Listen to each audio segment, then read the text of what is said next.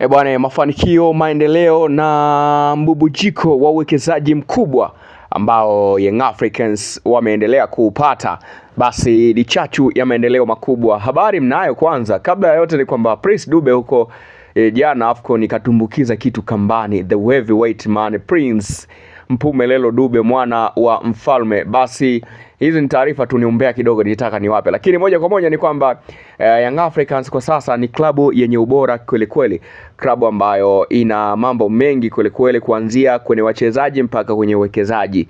Yes, ukiangalia hapo kwenye video hii unashuhudia Young Africans, jengo hilo ambalo pembeni huku limeandikwa Yanga Media, yani kwamba media Young Africans ofisi yao huko. Pembeni hapa imeandikwa Yanga Gym, maana yake ni eneo ambalo wanafanyia gym.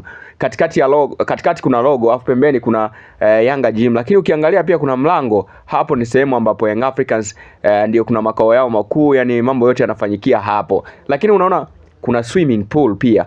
Swimming pool hiyo ni ya nini? Basi ni sehemu ambayo leisure place, ambao wananchi baada ya mambo yote wanaenda kupumzikia hapo na kufanya shughuli zao ndogo ndogo hapo.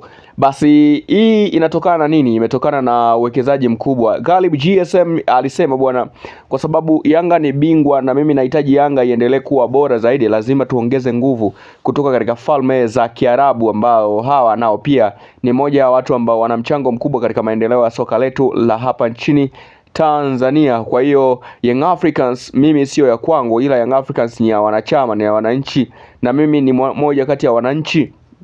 Naipenda sana Yanga. So kama naipenda Yanga, lazima nitahakikisha kwamba tunafanikiwa katika malengo yetu. Ukubwa wa klabu utupe maendeleo ambayo ni chanya. Kwa hiyo moja kwa moja kabidi simu iite mpaka kwa mfalme wa huko nchi ya Saudi Arabia, ambaye huyu jamaa ni mfanyabiashara mkubwa sana ambaye anamiliki masheli ya mafuta huko Urusi, lakini pia na Ukraine. Kwa hiyo moja kwa moja ni kuangusha tu pale. Ali Kamwe kicheko huyo, kijana mdogo ambaye amefikia katika ardhi au katika hatua kubwa ya mafanikio, inamsaidia sana, inampa kujiamini, inampa nguvu kazi, lakini pia inampa uwezo wa kuona kwamba vijana wengine waone kila kitu kinawezekana katika umri wake, na mambo ambayo anafanya ni makubwa kweli. Kwa hiyo moja kwa moja Young Africans wakiwa wameshajikamilisha katika makao yao makuu, department hiyo hapo kama ambavyo unaona, lakini pia unashuhudia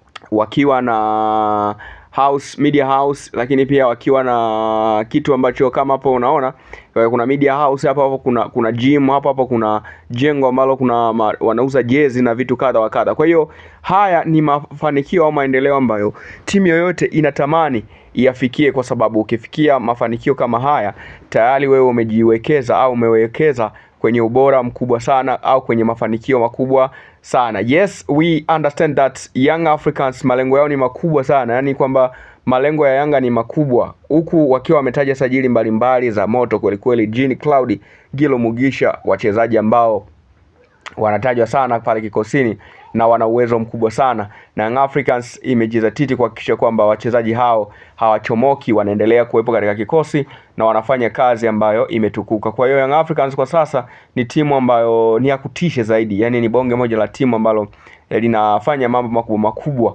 Kwa hiyo ukiangalia hapo uwekezaji ni mkubwa. Galib GSM mwenyewe anafurahi kwa sababu kwanza anaipenda Yanga, yani ukichana vitu vyote Galib GSM anaipenda Yanga. So kama anaipenda Yanga lazima atakubali ifanyiwe maboresho makubwa sana. Fedha hazitoshi wewe.